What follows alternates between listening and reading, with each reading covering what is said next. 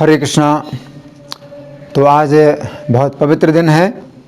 आज माघ महीने के कृष्ण पक्ष की एकादशी है। तो इसके महात्म्य में दाल्भ ऋषि और पुलस्त ऋषि के बीच में संवाद प्राप्त होता है। दाल्भ ऋषि ने प्रश्न किया। किससे प्रश्न किया? पुलस्त ऋषि से प्रश्न किया। क्या प्रश्न किया कि हे ऋषिवर, इस संसार में जितने जीव हैं मनुष्य का जन्म प्राप्त करते हैं और पाप करते हैं। और कैसे कैसे पाप करते हैं? ब्रह्म हत्या जैसे पाप करते हैं। बहुत से पाप ऐसे होते हैं जो कि ब्रह्म हत्या के बराबर बड़े पाप होते हैं। तो पाप कई प्रकार के होते हैं, छोटे प्रकार के पाप, बड़े प्रकार के पाप। लेकिन जो ब्रह्म हत्या का पाप है वो बड़ा पाप कहलाता है। और कई पाप ऐसे होते हैं जिनके द्वारा व्यक्ति को ब्रह्म हत्या का पाप लगता है। तो लोग जो है पाप करते हैं और कई प्रकार के पाप हैं जो ब्रह्म हत्या जैसे होते हैं। मर्त्य लोके तु संप्राप्ता पापम कुर्वन्ति जन्तवः ब्रह्म हत्यादि पापैश्च यन्यश्च विविधैर्युता। पराय धन का हरण करते हैं और दूसरों के व्यसन को देख करके मोहित हो जाते हैं तो व्यसन करने लगते हैं। तो दूसरों का व्यसन देख करके खुद भी व्यसन करने लगते हैं। और ऐसे पापी लोग जो है नरक में जाते हैं। तो ये नरक में ना जाएं, इसका जो है कुछ उपाय आप मुझे बताइए। और तत्व से आप वो उपाय बताइए मुझे कि ऐसे पापी लोग भी नरक में ना जाएं। परद्रव्यापहाराश्च परव्यसन मोहितां कथम न यान्ति नरकान् ब्रह्मन् तन् ब्रूहि तत्त्वतः।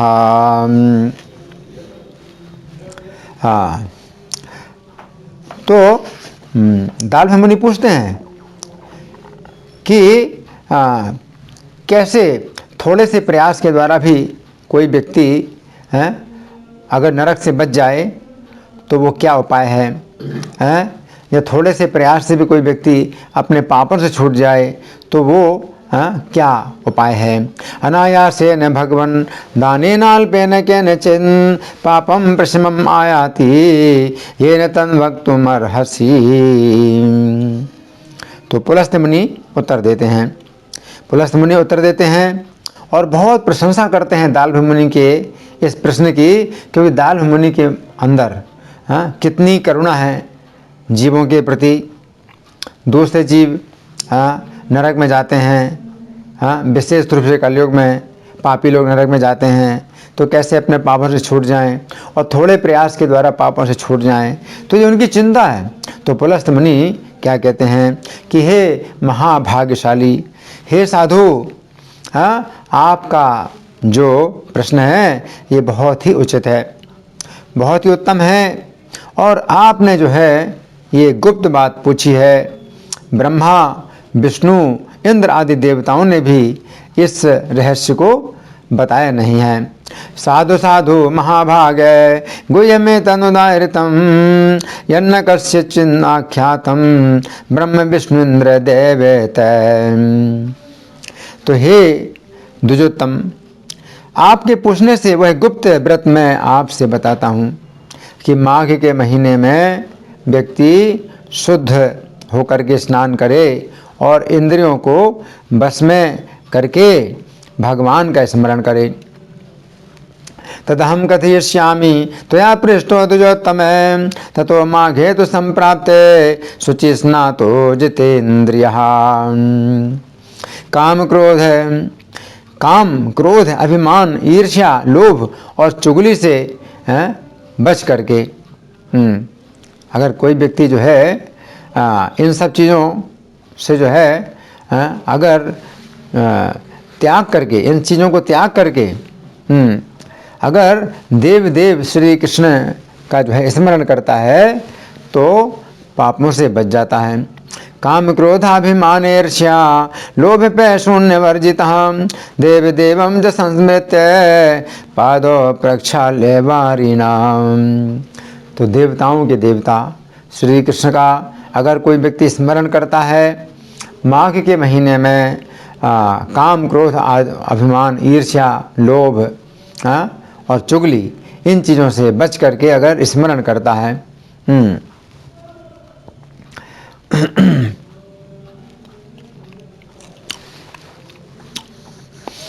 और भगवान का जो है उसे पूजन करना चाहिए, भगवान की प्रार्थना करनी चाहिए। उसे क्या करना चाहिए? भगवान का पूजन करके कहे कि हे कृष्ण हे कृपालु, हे गति प्रदान करने वाले, जिनकी कोई गति नहीं है, जिनकी कोई शरण नहीं है, उनको आप जो है शरण प्रदान करने वाले हैं। संसार रूपी समुद्र में डूबे हुए जीवों के ऊपर आप प्रसन्न होइए। हे पुंडरीकाक्ष, हे विश्वभावन, आपको नमस्कार है। कृष्ण कृष्ण कृपालो तम अगतीनां गति प्रदय संसारार्णव मग्नानां प्रसीद परमेश्वर। नमस्ते पुंडरीकाक्ष, नमस्ते विश्वभावन। तो हे पुंडरीकाक्ष, हे विश्वभावन, आपको नमस्कार है। सुब्रह्मण्य नमस्तेस्तु महापुरुष पूर्वज गृहार्घ्यम मया दत्तम लक्ष्म्या सह जगतपते। तो आप हे श्री कृष्ण, आप सुब्रह्मण्य हैं। ब्रह्मण्य का मतलब है जो ब्राह्मणों के द्वारा पूजित होते हैं, और सुब्रह्मण्य का मतलब है जो बहुत श्रेष्ठ और उच्च कोटि के ब्राह्मण, उनके द्वारा आप पूजित होते हैं। और हे महापुरुष, हे पूर्वज, मेरे दिए हुए पूजन को आप लक्ष्मी सहित ग्रहण कीजिए।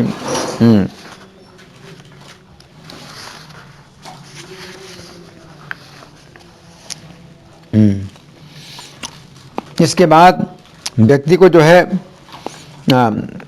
ब्राह्मणों का या वैष्णवों का पूजन करना चाहिए, और श्री कृष्ण मेरे ऊपर प्रसन्न हो, इस भावना से प्रार्थना करना चाहिए। और विशेष रूप से माघ के महीने में जो कृष्ण पक्ष की एकादशी आती है, इसे षटतिला एकादशी कहते हैं। तो षटतिला नाम इस एकादशी का क्यों पड़ा है? षट का मतलब होता है 6 और तिला का मतलब है तिल वाली। तो 6 प्रकार के तिल वाली एकादशी है। माघ के कृष्ण पक्ष में जो एकादशी आती है वो 6 प्रकार के तिलों की एकादशी है। तो 6 प्रकार से तिलों का प्रयोग किया जाता है इस एकादशी के दिन। तो पहला प्रयोग क्या है कि जो जल स्नान करने का होता है उसमें तिल मिला दिया जाए। तो पहला प्रयोग यह है कि तिल को जल में मिला करके स्नान करें। फिर दूसरा तिल का प्रयोग क्या है? तिल को पीस करके उपटन लगाया जाए। तिल को पीस करके उपटन लगाया जाए। फिर तीसरा तिल का प्रयोग क्या है? तिल का होम करें। फिर चौथा तिल का प्रयोग क्या है? तिल मिला हुआ जल पिए। पांचवा तिल का भोजन करें, और छठा तिल का दान करें। तो 6 प्रकार से यह तिलों का जो प्रयोग है ये पापों को नष्ट करते हैं।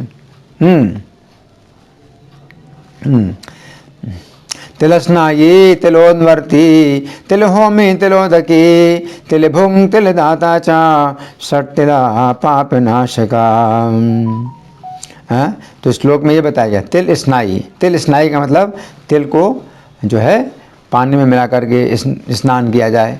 फिर तिलोद्वर्ती, तिलोद्वर्ती मतलब तिल का उद्वर्तन किया जाए, तिल का उपटन लगाया जाए तिल को पीस करके। फिर तिल होमी, तिल का होम किया जाए, अग्नि में तिल का आहुति डाली जाए। फिर तिलोदकी का मतलब तिल मिला करके पानी पीना चाहिए। फिर तिल भुक का मतलब है तिल का भोजन करना चाहिए। फिर तिल दाता, फिर तिल का दान करे। तो इस प्रकार से षटतिला पाप नाशकाः। तो ये जो है 6 प्रकार से तिल का जो प्रयोग है ये पापों का नाश करता है।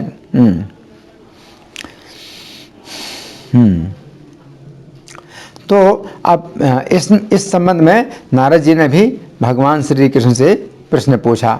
नारद जी ने भगवान श्री कृष्ण से प्रश्न पूछा। नारद जी बोले कि हे श्री कृष्ण, हे महाबाहो, हे भक्तों पर कृपा करने वाले, आपको नमस्कार है। जो षटतिला नाम की एकादशी है तो इसका क्या फल होता है, और इसके साथ में कोई कथा अगर हो तो आप मुझे बताइए। तो हे यादव, यदि आप मेरे ऊपर संतुष्ट हैं तो मुझे अवश्य बताइए। तो नारद जी ने ये प्रश्न किया श्री कृष्ण से। तो हमें समझना चाहिए कि नारद जी द्वारका में हमेशा आते रहते थे, श्री कृष्ण का दर्शन करते रहते थे, और नारद जी के पास ऐसी शक्ति है कि आकाश मार्ग से जहाँ जाना चाहें वहाँ जा सकते हैं और जहाँ आना चाहें आ सकते हैं। तो द्वारका में हमेशा कृष्ण का दर्शन करने के लिए आते रहते थे।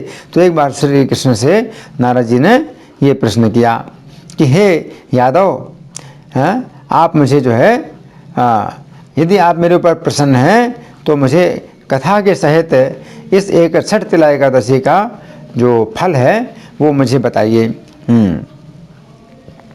षटतिलैकादशी भूतम कीदृशं फलमश्नुते सोपाख्यानं मम ब्रूहि यदि तुष्टोसि यादव। तो भगवान श्री कृष्ण नारद जी के प्रश्न का उत्तर देते हैं। तो श्री कृष्ण ने कहा कि हे मुनीश्वर, जो वृत्तांत पहले प्राचीन काल में हुआ षटतिला एकादशी के संबंध में, वो मैं आपसे बताता हूँ। भगवान कृष्ण नारद जी से कह रहे हैं कि पूर्व काल में एक घटना हुई षटतिला एकादशी के संबंध में। तो भगवान श्री कृष्ण चूँकि प्रत्येक काल की प्रत्येक बात को जानते हैं, तो भगवान श्री कृष्ण एक ऐसी घटना बता रहे हैं जो कि पहले कभी नहीं हुई, लेकिन षटतिला एकादशी के संबंध में एक घटना हुई। तो भगवान कहते हैं कि प्राचीन काल में इस पृथ्वी पर एक ब्राह्मणी रहती थी। शृणु ब्रह्मन् यथा वृत्तं दृष्टं तं कथयामि ते, मृत्युलोके पुरा ह्यासीत् ब्राह्मणी तत्र नारद। तो भगवान बताते हैं भगवान बताते हैं कि दृष्टम, मैंने जो देखा। तो भगवान काल के रूप में सब कुछ देखते हैं और प्रत्येक काल की बातों को देखते हैं, प्रत्येक काल की बातों को जानते हैं। तो भगवान प्राचीन काल की एक घटना बता रहे हैं। कहते हैं कि जैसा मैंने देखा है वो मैं तुम्हें बताता हूँ। तो पृथ्वी पर एक ब्राह्मणी रहती थी। तो वो क्या करती थी, हमेशा व्रत करती थी। तो व्रत यानी उपवास। तो अपने शरीर को उपवास के द्वारा उसने बहुत दुर्बल कर दिया था। और वो हमेशा मेरी पूजा में लगी रहती थी। वो मेरी भक्त थी। और पूरे महीने तक भी उपवास करती रहती थी। तो शरीर बहुत क्षीण हो गया था, बहुत दुर्बल हो गया था। व्रतचर्या रता नित्यम देव पूजा रता सदा, मासोपवास निरता मम भक्ता च सर्वदा। चूँकि मेरे उपवास और मेरे व्रतों को करती हुई पूजा में हमेशा लगी रहती थी। इस प्रकार से शरीर उसका बहुत क्लेशित हो गया था। हमेशा उपवास ही करती रहे तो क्या होगा, शरीर तो बहुत क्षीण हो जाएगा। तो बहुत क्षीण हो गया था उसका शरीर। कृष्णोपवास संयुक्ता मम पूजा परायण शरीरम क्लेशितम नित्यम उपवास द्विजोत्तम। वो ब्राह्मणी क्या करती थी, जो दीन ब्राह्मण होते थे तो उनको हमेशा दान देती थी, और जो कुमारियाँ होती थीं, जो अविवाहित बालिकाएं होती थीं, तो उनको भी दान देती थी, और बड़े भक्तिपूर्वक वो दान करती थी, और घरों का भी दान करती थी। हैं, और हमेशा दान करती रहती थी। दीनानां ब्राह्मणानां च कुमारीणां च भक्तितः गृहादिकं प्रयच्छन्ति सर्वकालं महामती। तो उसकी जो बुद्धि है वो बड़ी विशाल थी, तो घरों का भी दान करती थी। तो बड़े कठिन, चूँकि वो व्रत करती थी और हमेशा व्रत करती थी, और अपने शरीर को उसने बहुत शुद्ध कर लिया था, और उसका शरीर जो है बहुत निर्बल भी हो गया था। अतिकृच्छरता सा तो सर्वकालेषु वैदुजय शुद्धमस्या शरीरम ही व्रते कृच्छर न संशयः। लेकिन एक बात जरूर उसने नहीं की। क्या नहीं किया उसने? कि शरीर के क्लेश के कारण वो किसी वैष्णव ब्राह्मण को उसने भोजन नहीं कराया, और भोजन से ही परम तृप्ति होती है, तो किसी भी ब्राह्मण को, किसी वैष्णव को उसने भोजन नहीं कराया। अर्थिनम वैष्णवम लोकम काय क्लेशे न वैतया न दत्तम अन्न दानम ही ये न तृप्ति ही परा भवे। तो हमेशा वो जो है घरों का दान करती थी, धन का दान करती थी, लेकिन उसने भोजन नहीं खिलाया। क्यों भोजन नहीं खिलाया? क्योंकि उसका शरीर ही एकदम दुर्बल था, तो स्वयं अपने लिए भी भोजन नहीं पकाती थी, तो शरीर में बहुत कष्ट था, इस कारण से वो अपने लिए भी भोजन नहीं पकाती थी, न किसी ब्राह्मण को उसने, वैष्णव को उसने भोजन खिलाया। और भोजन से जो तृप्ति होती है वो दूसरी चीज़ों से तृप्ति नहीं होती है। अर्थिनम वैष्णवम लोकम काय क्लेशे न वैतया न दत्तम अन्न दानम ही ये न तृप्ति ही परा भवे। तो हे नारद, इस बात को जानने के लिए मैं इस पृथ्वी पर आया, और कपिल ब्राह्मण का रूप धारण करके मैंने उससे केवल भिक्षा मांगी। एतं जिज्ञासया ब्रह्मन् मृत्युलोकम उपागतः कापिलम रूपमास्थाय भिक्षा पात्रेण याचिता। तो भगवान कृष्ण कह रहे हैं, नारद जी को बता रहे हैं कि इस जिज्ञासा से कि मैं अगर जाऊंगा ब्राह्मण बन करके, और कपिल ब्राह्मण बन करके जाऊं। कपिल एक विशेष ब्राह्मण होते हैं, कपिल। तो ये ब्राह्मण के रूप धारण करके मैं इस जिज्ञासा से आया कि मैं देखूं कि ये मुझे क्या दान देगी। तो मैंने अपना कमंडलू उसके सामने बढ़ा दिया कि जो कुछ भी देना है मेरे कमंडलू में दे दे।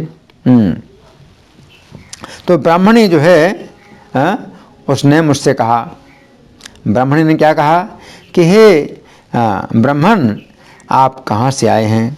आप जहाँ से आए हैं आप बताइए मुझे।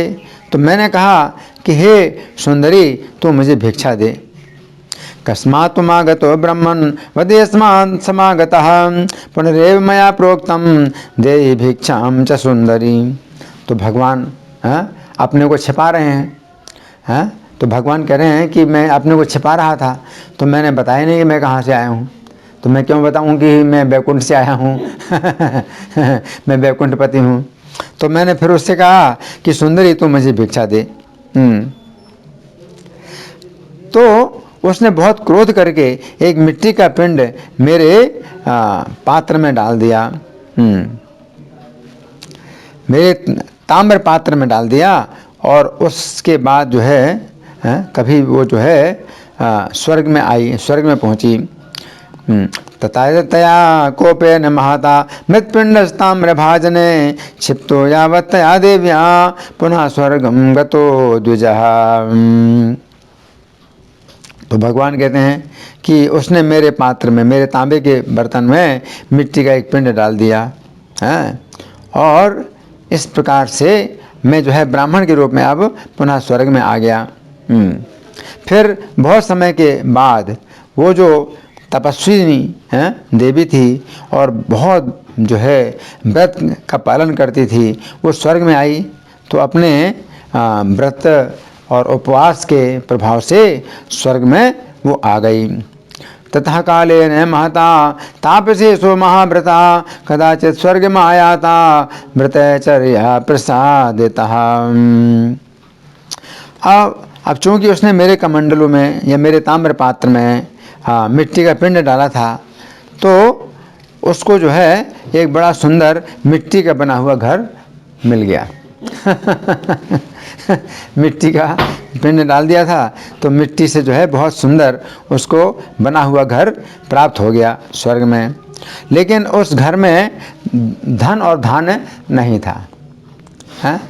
धन और धान्य नहीं था, भोजन की सामग्री नहीं थी।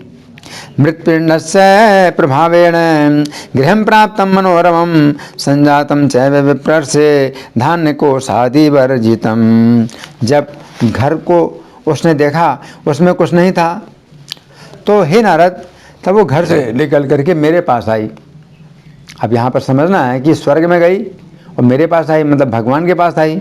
तो स्वर्ग में भी भगवान रहते हैं, हैं? इंद्र भगवान की पूजा करते हैं, तो इंद्र ने भी अपना जो है विशेष मंदिर बनाया हुआ है और भगवान साक्षात इंद्र को दर्शन भी देते हैं। तो हाँ, वो जो है स्वर्ग में भी मेरे पास आई। याव गृहं यावन् निरीक्षेत न किंचित् तव पश्यति न किंचित् तत्र पश्यति तावत् गृहाद् निष्क्रांता ममान्ते च गता द्विजय।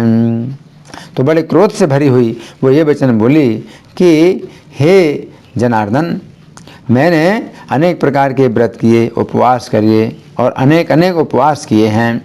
क्रोधेन महताभिष्टा तुदं वचनम् अब्रवीत् मया व्रतैश्च कृच्छैश्च उपवासैरनेकशः। सब लोगों के स्वामी हैं, जो भगवान विष्णु हैं, उनकी आराधना की है। हे जनार्दन, मेरे घर में कुछ भी धान्य नहीं है, ये क्यों ऐसा हो रहा है मेरे साथ में, हैं? पूज्य आराधितो देवः सर्वलोकस्य भावनः न धनं दृश्यते किंचन गृहे मम जनार्दन। तब मैंने उससे कहा कि तुम बहुत शीघ्र अपने घर को जा। मैंने उससे कहा तुम बहुत शीघ्र अपने घर को जा और बड़े कौतूहल से देवताओं की स्त्रियाँ आएंगी तुझे देखने के लिए। तुझे देखने के लिए आएंगी। क्यों देखने के आएंगी? एक मानुषी स्त्री आई है यहाँ स्वर्ग में, हैं? तो इसका मतलब यह है कि वो जो स्त्री थी तो अपने उसी रूप में आई जो अपना, उसने शरीर नहीं छोड़ा, अपने व्रत के प्रभाव से अपने उसी शरीर से वो स्वर्ग में आ गई। तो देवताओं की स्त्रियां आएंगी, भगवान के देवताओं की स्त्रियां आएंगी और बड़े विस्मित होकर के आएंगी, हैं, तेरा दर्शन करने के लिए कि देखो एक पृथ्वी से एक ऐसी भी स्त्री आई है जिसने शरीर छोड़ा ही नहीं और स्वर्ग में आ गई, हैं। तो बड़े आश्चर्य की बात है। ततश्चोक्ता मया सा तो गृहं गच्छ यथा गतम् आगमिष्यन्ति सुतरां कौतूहले समन्विता। तो जब देवताओं की स्त्रियां विस्मय युक्त होकर के तुझे देखने को आवें, तब तुम द्वार नहीं खोलना, तू अपना द्वार नहीं खोलना और उनसे कहना कि द्वार तो तब खोलेगी जब वे तुझे षट्तिला एकादशी का पुण्य दें। देवपत्नीस्तु त्वां द्रष्टुं विस्मयेन समन्विता द्वारं नोद्घाटनीयं हि षट्तिला पुण्यवाचना। तो तू जो है यही कह रहा है कि दर्शन मैं नहीं दे सकती जब तक मैं षट्तिला एकादशी का पुण्य ना प्राप्त हो। तो भगवान कहते हैं कि मेरे द्वारा जब वो उसको ऐसे कहा गया तब वो जो है अपने घर गई और हे नारद, उसी समय देव पत्नियाँ आईं, देवताओं की स्त्रियाँ आईं। एवं मुक्तागता सा तो यदा वै मानुषी तदा अत्रांतरे समायाता देव पत्न्यश्च नारद। तो वो सब देव पत्नियाँ उससे बोली कि हम तुम्हारा दर्शन करने आई हैं, तुम द्वार खोलो, हम तुम्हारा दर्शन करने आई हैं। हे सुंदरी, हम तुम्हें देखना चाहती हैं। ताभिश्च कथितं तत्र त्वां द्रष्टुं हि समागता द्वारमुद्घाटयितुं च पश्यामस्त्वां शुभानने। तो फिर जैसा मैंने उसको समझाया था वैसे उसने कहा। हाँ, क्या बोली वो? हाँ, मनुष्य, हाँ, मानुषी थी वो। तो उसने कहा कि यदि तुम मुझे देखना चाहो तो 60 तिला का पुण्य मुझे दो, तब मैं द्वार खोलूंगी। यदि दृष्टुम मया कार्यम सत्यम वाच्यम विशेषतः ददन्तु 60 तिला पुण्यम द्वारोद्घाटन कारणा। अब 60 तिला व्रत, हाँ, का जो पुण्य है वो कोई नहीं देना चाहती थी। उनमें से एक जो देवी थी उसने कहा कि नहीं नहीं, मुझको तो एक मनुष्य स्त्री देखना है, इसलिए मैं तो 60 तिला का पुण्य दूंगी। एकापि तत्र नावादीन 60 तिला व्रत नामतः अन्या कथितम तत्र द्रष्टव्या मानुषी मया। तो फिर उसने द्वार खोल दिया और उन देवियों ने, सब देवियों ने इस मानुषी को देखा। मानुषी को देखा, हाँ, तो ये जो है सब लोग जो है चकित हो गई कि ये ना तो कोई देवी है, स्वर्ग में रहने वाली सब देवियां हैं, ये तो देवी नहीं है। स्वर्ग में बहुत सी गंधर्वियाँ रहती हैं, ये गंधर्वी भी नहीं है। स्वर्ग में बहुत सी आसुरी स्त्रियां भी रहती हैं, आसुरी भी नहीं है। और स्वर्ग में बहुत सी पन्नगियाँ रहती हैं, यानी सर्प कन्याएं रहती हैं, तो ये पन्नगी भी नहीं है। तो हाँ, ये तो जो है एक एक स्त्री है जो पृथ्वी से आई है। तो बड़े आश्चर्य की बात है कि पृथ्वी से एक स्त्री बिना शरीर छोड़े हुए आई है। ततो द्वारम समुद्घाट्य दृष्टाताभिश्च मानुषी न देवी न च गंधर्वी न सुरी न च पन्नगी दृष्टा पूर्वम मया नारी ईदृशी साधुजर सब। फिर एक क्षण में ये जो स्त्री थी, ये क्या हो गई? रूप कांति समायुक्ता, बहुत सुंदर और कांतिमयी देवी बन गई। हाँ, उनके देखते देखते कैसे बन गई? 60 तिला एकादशी का पुण्य प्राप्त कर गई। एक क्षण का मतलब है 4 मिनट। तो 4 मिनट में क्या हो गया? पूरा रूप बदल गया 60 तिला एकादशी का पुण्य प्राप्त करके। और उसके घर में सब प्रकार का धन और धान्य हो गया। वस्त्र हैं, सोना है, चांदी है, अन्न है, सब प्रकार से घर भर गया उसका। कैसे घर भर गया? 60 तिला एकादशी का पुण्य प्राप्त करने से। रूपकांति समायुक्ता क्षणेन समपद्यते धनम धान्यम च वस्त्रादि सुवर्णम रौप्यमेव च। तो 60 तिला एकादशी के प्रभाव से उसका घर सर्व वस्तुओं से संपन्न हो गया। तो इसका अर्थ यह है कि 60 तिला एकादशी के दिन धन की शठता नहीं करना चाहिए। धन की शठता नहीं करना चाहिए मतलब धन का दान करना चाहिए। सर्वं गृहं सुसंपन्नं 60 तिलाया प्रसादतः अतितृष्णा न कर्तव्या वित्त साठ्यम विवर्जयेन्। अपने वित्त के अनुसार, अपने धन संपत्ति के अनुसार तिल का दान करना चाहिए, वस्त्र आदि का दान करना चाहिए। इससे जन्म जन्म में आरोग्यता प्राप्त होती है। आत्मवित्तानुसारेण तिलान वस्त्रादि दापयेन् लभते चैवम आरोग्यम ततो जन्मनि जन्मनि। 60 तिला एकादशी को दान करने से दरिद्रता नहीं होती है, दुर्भाग्य नहीं होता है। 60 तिला का व्रत करने से कष्ट भी प्राप्त नहीं होते हैं। दारिद्र्यम न च कष्टम वे न च दौर्भाग्यमेव च न भवेत् वैद्युत श्रेष्ठ 60 तिलाया उपोषणान्। हाँ, तो इस प्रकार से भगवान श्री कृष्ण नारद जी से बताते हैं कि हे मुनि, इस प्रकार तिल का दान करने से सब पाप छूट जाते हैं, इसमें कुछ भी विचार नहीं करना चाहिए। अनेन विधिना राजन तिलदानाद संशयः मुच्यते पाप के सर्वैर नात्र कार्या विचारणा।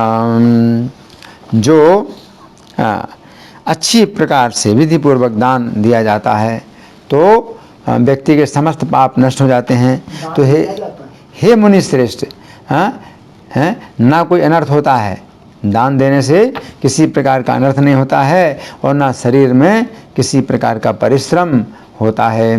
दानम च विधिना सम्यक सर्व पाप प्रणाशनम नानर्थ भूतो नायासः शरीरे मुनि सत्तम। तो इस प्रकार भविष्य उत्तर पुराण में माघ कृष्ण एकादशी षटतिला एकादशी के महात्म्य की कथा पूरी हुई। तो ये बड़ी सुंदर कथा थी जिसमें भगवान श्री कृष्ण नारद जी को बताते हैं और दाल्भ मुनि प्रश्न करते हैं पुलस्त्य मुनि से। तो इसमें पुलस्त्य मुनि और दाल्भ मुनि का भी संवाद है और भगवान श्री कृष्ण के साथ नारद जी का भी संवाद है। इस प्रकार से बहुत सुंदर ये महात्म्य षटतिला एकादशी का पूरा हुआ। धन्यवाद। हरे कृष्णा।